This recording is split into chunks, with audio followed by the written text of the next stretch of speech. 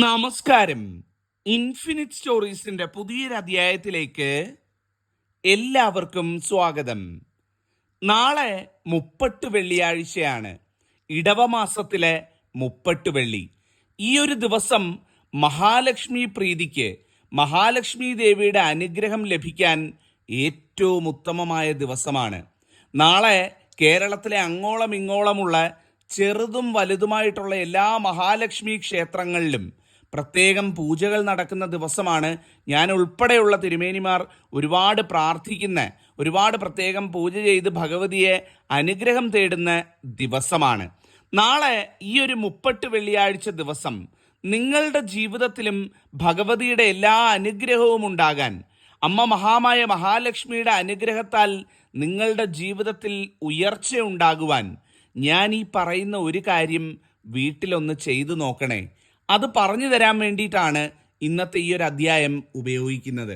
ഏതൊരു സാധാരണക്കാരനും എത്ര പാവപ്പെട്ടവനാണെന്ന് പറഞ്ഞാലും നിങ്ങളുടെ വീട്ടിൽ തന്നെ ചെയ്യാൻ പറ്റുന്ന, ചെയ്തു കഴിഞ്ഞാൽ 100% ഫലം കിട്ടുന്ന, ഭഗവതിയുടെ അനുഗ്രഹം കിട്ടുന്ന ഒരു കാര്യമാണ് ഞാൻ ഇന്ന് പറഞ്ഞു തരുന്നത്. ഇതിനാവശ്യമായിട്ടുള്ളത് എന്ന് പറഞ്ഞാൽ പ്രത്യേകം വേണ്ടത് കുറച്ച് ഉലുവ മാത്രമാണ്. നമ്മളുടെ ഒക്കെ വീട്ടിലുള്ള ഒരു കാര്യമാണ്, അടുക്കളയിലുള്ള ഒരു കാര്യമാണ് ഉലുവ എന്ന് പറയുന്നത്. ആ ഉലുവ കയ്യിൽ പിടിച്ചുകൊണ്ട് വേണം ഞാൻ ഈ പറയുന്നത് പോലെ ചെയ്യാൻ. ചെയ്തു കഴിഞ്ഞാൽ നമ്മളുടെ ജീവിതത്തിലെ ദുഃഖ ദുരിതങ്ങൾ, കടങ്ങൾ അല്ലെങ്കിൽ സാമ്പത്തിക ദുരിതങ്ങൾ ഇതൊക്കെ അവസാനിക്കും. നമ്മളുടെ ജീവിതത്തിലേക്ക് പ്രതീക്ഷയും സന്തോഷവും സമാധാനവും ഐശ്വര്യവും ഒക്കെ കടന്നു വരുന്നതുമായിരിക്കും. അപ്പം നിങ്ങൾക്ക് ചെയ്യാൻ പറ്റുന്ന ഏറ്റവും നല്ല കാര്യമാണ്. ചെയ്യേണ്ട രീതി ഞാൻ പറഞ്ഞു തരാം. കൃത്യമായിട്ട് ഇത് നിങ്ങൾ കുറിച്ചെടുത്ത് കറക്റ്റായിട്ട് ചെയ്യുവാണെന്നുണ്ടെങ്കിൽ തീർച്ചയായിട്ടും 100% ഫലം ലഭിക്കുന്നതായിരിക്കും.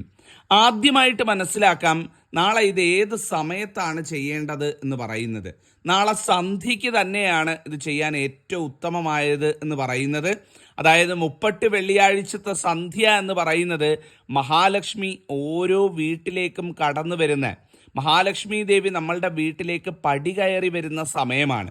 അപ്പം ആ ഒരു സന്ധ്യാസമയത്തൊരു 6 മണി കഴിഞ്ഞ് ഒരു 6:15 കഴിയുക, ഒരു 7:15 സമയത്ത് ഇത് ചെയ്യുന്നതായിരിക്കും ഏറ്റവും ഉത്തമം. ഒരു 6:15 മുതൽ ഒരു 7:15 ഇടയിലുള്ള ആ 1 മണിക്കൂർ സമയത്ത് എപ്പോഴെങ്കിലും, അല്ലെങ്കിൽ ആ ഒരു സമയത്ത് ചെയ്യുന്ന ഒരു 6:30 മണിക്കൊക്കെ ചെയ്യുകയാണെന്നുണ്ടെങ്കിൽ ഏറ്റവും നന്നായിരിക്കും എന്നുള്ളതാണ്. ആവശ്യം എന്ന് പറയുന്നത് ഒന്നാമതായിട്ട് ഒരു ചെറിയ പാത്രത്തിൽ, ഒരുപാടൊന്നും വേണ്ട, ഒരു ചെറിയ പാത്രത്തിൽ ഒരു കൈപിടി കൊള്ളുന്ന അത്രയും ഉലുവ എടുക്കുക എന്നുള്ളതാണ്. ഒരു കയ്യിൽ ഒരു ചെറിയ പിടി പിടിച്ചെടുത്തു കഴിഞ്ഞാൽ എത്ര ഉലുവ കാണും, അത്രയും ഉലുവ ഒരു പാത്രത്തിൽ എടുക്കുക എന്നുള്ളതാണ് ഒന്നാമതായിട്ട് വേണ്ടത്. രണ്ടാമത് വേണ്ടത് എന്ന് പറയുന്നത് ഒരു ചുവന്ന തുണി, ഒരു ചെറിയ ചുവന്ന തുണിയോ ചുവന്ന പട്ടിൻ്റെ കഷ്ണമോ അല്ലെങ്കിൽ ചുവന്ന പേപ്പർ ആയാലും മതി. കളർ പേപ്പറൊക്കെ ഉണ്ടല്ലോ, അങ്ങനത്തെ ചുവന്ന ഒരു കളർ പേപ്പർ ആയാലും മതി. ഇനി ഇതൊന്നുമില്ല എന്നുണ്ടെങ്കിൽ ചുവന്ന ഒരു കുപ്പി ആയാലും മതി എന്നുള്ളതാണ്. അത് നമുക്ക് ഈ പൂജ ചെയ്തിട്ട് ആ ഉലുവ ഇട്ട് വയ്ക്കാൻ വേണ്ടിയിട്ടാണ് ഞാൻ ഈ പറഞ്ഞത്. ഒന്നുകിൽ ഒരു ചുവന്ന തുണി, അല്ലെങ്കിൽ ഒരു ചുവന്ന കളർ പേപ്പർ, അല്ലെങ്കിൽ ഒരു ചുവന്ന കുപ്പിയോ മറ്റോ നിങ്ങൾക്ക് എടുക്കാവുന്നതാണ്. കുറച്ച് പൂക്കൾ, സാധാരണ നമ്മൾ ദേവനും ദേവിക്കും അർപ്പിക്കാറുള്ള കുറച്ച് പൂക്കൾ, തുളസി പൂക്കളോ അതല്ലെങ്കിൽ മറ്റ് ചുവന്ന പൂക്കളോ ഒക്കെ ഉണ്ട് എന്നുണ്ടെങ്കിൽ, തെച്ചിപ്പൂവോ അതുപോലെയൊക്കെയുള്ള പൂക്കളുണ്ടെങ്കിൽ കുറച്ച് പൂക്കൾ ഒരു താലത്തിൽ എടുത്തുള്ളൂ, ദേവിക്ക് സമർപ്പിക്കാൻ വേണ്ടിയിട്ടാണ്. കൂടാതെ നമുക്ക് എല്ലാ ദിവസത്തെയും പോലെ നമ്മൾ വീട്ടിൽ നിലവിളക്ക് കൊളുത്തണം. ത്രിസന്ധിക്ക് ആദ്യമായിട്ട് ഞാൻ പറഞ്ഞ സന്ധ്യാസമയത്ത് വീട്ടിൽ നിലവിളക്കിന് തിരി കൊളുത്തുക. നിലവിളക്കിന് തിരി കൊളുത്തി നമ്മളുടെ സാധാരണയായിട്ടുള്ള യൂഷ്വലായിട്ടുള്ള എല്ലാ പ്രാർത്ഥനകളും ജപങ്ങളും ഒക്കെ നടത്തി അതിനോടൊപ്പം ഒരു നെയ്വിളക്ക് കൂടി നിലവിളക്കിൻ്റെ കൂടെ തെളിയിക്കണം. നെയ്വിളക്ക് എന്ന് പറയുന്നത് ലക്ഷ്മി ദേവിയുടെ ചിത്രം നിങ്ങളുടെ പൂജാമുറിയിൽ ഉണ്ടെങ്കിൽ, അല്ലെങ്കിൽ വിഗ്രഹമുണ്ട് എന്നുണ്ടെങ്കിൽ അതിന് മുന്നിലായിട്ട് വടക്കോട്ട് തിരി നീളത്തക്ക രീതിയിൽ, നമ്മൾ സാധാരണ നിലവിളക്ക് കിഴക്കോട്ടാണല്ലോ കത്തിക്കുന്നത്, ഇത് നേരെ തിരിച്ച് വടക്കോട്ട് തിരി നീളത്തക്ക രീതിയിൽ മഹാലക്ഷ്മി ചിത്രത്തിന് മുന്നിൽ ആ ഒരു നെയ്വിളക്ക് കത്തിച്ച് വെക്കുക. മഹാലക്ഷ്മി ചിത്രം കിഴക്കോട്ട് നോക്കിയായിരിക്കും ഇരിക്കുന്നത്, പക്ഷേ അതിൻ്റെ മുന്നിൽ നമ്മൾ നെയ്വിളക്ക് വെക്കുന്ന സമയത്ത് ആ നെയ്വിളക്ക് ഞാൻ ഈ പറഞ്ഞ പോലെ തന്നെ അത് വടക്കോട്ട് തിരിനീളുന്ന രീതിയിൽ വെക്കുക. അങ്ങനെ ഒരു നെയ്വിളക്ക് എന്ന് പറയുമ്പം ഒരു ചെറിയ ചിരാത് വിളക്ക്, നമ്മൾ കാർത്തികയ്ക്കൊക്കെ വെക്കുന്ന ഒരു ചെറിയ ചിരാത് വിളക്കിൽ നെയ്യൊഴിച്ച് തിരിയിട്ട് കത്തിക്കുന്നതാണ് നെയ്വിളക്ക് എന്ന് ഉദ്ദേശിച്ചത്. അത് മഹാലക്ഷ്മി ചിത്രത്തിന് മുന്നിൽ കത്തിക്കുക. ഇനി മഹാലക്ഷ്മി ചിത്രം ഇല്ലാത്തവരുണ്ട് എന്നുണ്ടെങ്കിൽ നിലവിളക്കിന് മുന്നിൽ തന്നെ കത്തിച്ചാലും മതി. മഹാലക്ഷ്മി ചിത്രമില്ലാതെ ഒരു വീടും ഉണ്ടാകരുത്. മഹാലക്ഷ്മി ചിത്രം ഒരു വീടായി കഴിഞ്ഞാൽ, ഒരു വിളക്ക് വറ്റിക്കുന്നിടമായി കഴിഞ്ഞാൽ, ഒരു പൂജാമുറി ആയി കഴിഞ്ഞാൽ നിർബന്ധമായിട്ടും വെച്ചിരിക്കണം എന്നുള്ളതാണ്. അതില്ലാത്തവർ തീർച്ചയായിട്ടും അധികം വൈകിക്കാതെ തന്നെ വാങ്ങി വെക്കുക എന്നുള്ളതാണ്. അപ്പോൾ ആ നെയ്വിളക്ക് തെളിയിച്ച് ആ നിലവിളക്കും കൊളുത്തി ധൈര്യമായിട്ട് നിങ്ങളുടെ പ്രാർത്ഥനയെല്ലാം കഴിഞ്ഞതിന് ശേഷം നിങ്ങൾ ഞാനീ പറഞ്ഞ വസ്തുക്കൾ, ഉലുവ, അതുപോലെ തന്നെ ചുവന്ന തുണി, കുറച്ച് പൂക്കൾ, ഇതെല്ലാം എടുത്തുകൊണ്ട് വരിക.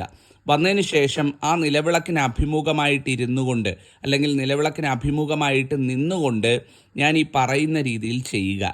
ആദ്യം തന്നെ കുറച്ച് പൂക്കൾ എടുക്കുക. നിങ്ങൾ കൊണ്ടുവന്നിട്ടുണ്ടല്ലോ പൂക്കൾ, തുളസി പൂക്കളൊക്കെ കൊണ്ടുവന്നിട്ടുണ്ടല്ലോ, അതെടുത്ത് 3 തവണ ആ ലക്ഷ്മി ചിത്രത്തിന് മുന്നിൽ, ലക്ഷ്മി ചിത്രം ഇല്ലാത്തവർ നിലവിളക്കിൻ്റെ പാദത്തിൽ ആ പൂക്കൾ 3 തവണ അർപ്പിക്കുക. നമ്മൾ അർച്ചന ചെയ്യില്ലേ, ഓരോ പ്രാവശ്യവും എടുത്ത് ആ ഭഗവതിയുടെ കാൽക്കൽ അല്ലെങ്കിൽ നിലവിളക്കിൻ്റെ കാൽക്കൽ സമർപ്പിക്കുക. ഓരോ പ്രാവശ്യവും പൂക്കൾ സമർപ്പിക്കുന്ന സമയത്ത് ഓം മഹാലക്ഷ്മിയെ നമ എന്ന് ചൊല്ലി പ്രാർത്ഥിച്ചുകൊണ്ട് ആ പൂക്കൾ അർപ്പിക്കുക. എങ്ങനെയാണ്? ഓം മഹാലക്ഷ്മിയെ നമ എന്ന് പറഞ്ഞുകൊണ്ട് ഓരോ തവണ പൂക്കൾ എടുത്ത് ആ നിലവിളക്കിൻ്റെ പാദത്തിങ്കൽ അർപ്പിക്കുക. അർപ്പിച്ചതിന് ശേഷം അടുത്തതായിട്ട് ചെയ്യേണ്ടത് എന്ന് പറയുന്നത്, നിങ്ങൾ കൊണ്ടുവന്ന് വെച്ചിരിക്കുന്ന ഉലുവ നിങ്ങളുടെ വലത് കൈയിൽ, ഉള്ളം കൈയിൽ വെക്കുക എന്നുള്ളതാണ്. വലത് കൈയുടെ ഉള്ളം കൈയിൽ വെച്ച് ആ ഉലുവ മടക്കി കയ്യിൽ പിടിക്കുക.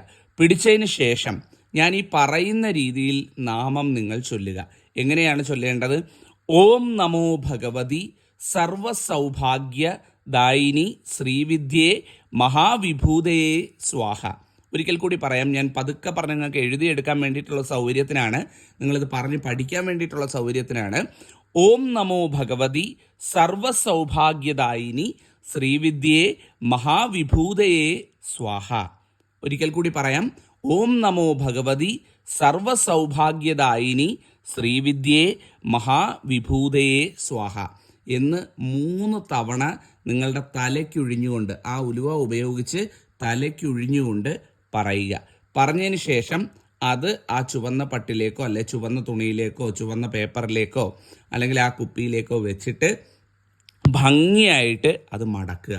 ഭംഗിയായിട്ട് അത് മടക്കി നിങ്ങളുടെ വീടിൻ്റെ വടക്ക് കിഴക്കേ ഭാഗത്ത് എവിടെയെങ്കിലുമായിട്ട് ഭദ്രമായിട്ട് വെക്കാൻ പറ്റുന്ന വടക്ക് കിഴക്കേ ഭാഗത്ത് എവിടെയെങ്കിലും, അത് അടുക്കളയായാലും കുഴപ്പമില്ല, ഏത് ഭാഗമാണോ വടക്ക് കിഴക്ക് വരുന്നത് ആ വടക്ക് കിഴക്ക് ഭാഗത്ത് എവിടെയെങ്കിലുമായിട്ട് ഭദ്രമായിട്ട്, പെട്ടെന്ന് ആരും എടുക്കാത്ത രീതിയിൽ എവിടെയെങ്കിലും ഭദ്രമായിട്ട് അത് കൊണ്ടുപോയി വെക്കുക.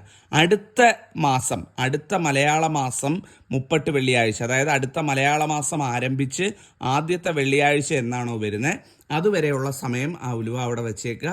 അതിനുശേഷം നിങ്ങൾക്ക് അതെടുത്ത് എവിടെയെങ്കിലും ചവിട്ടാത്ത ഒരിടത്ത് കളയാവുന്നതാണ്. അപ്പം ആ 1 മാസം അതവിടെ ഇരിക്കും. നിങ്ങളുടെ ജീവിതത്തിലെ എല്ലാ ദുഃഖ ദുരിതങ്ങളും അതോടുകൂടി നീങ്ങിപ്പോകും. നിങ്ങളുടെ ജീവിതത്തിലേക്ക് ഐശ്വര്യവും സമ്പൽ സമൃദ്ധിയും വന്നു ചേരുന്നതാണ്. ഇനി നിങ്ങളുടെ വീട്ടിലെ എല്ലാ അംഗങ്ങൾക്ക് വേണമെങ്കിലും ഈ ഉഴിയൽ ചെയ്യാവുന്നതാണ്.